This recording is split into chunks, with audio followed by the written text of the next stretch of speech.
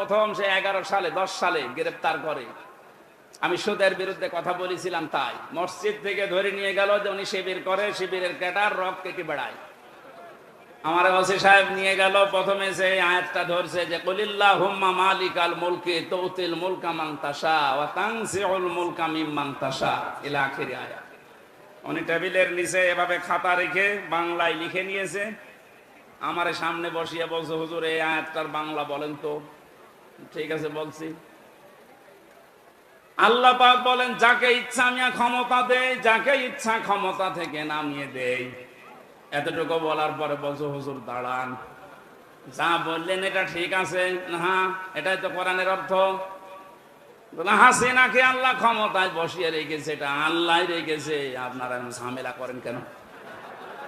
কোথায় টান দিয়েছে, দিকেছে কত বড় মুফাসসির।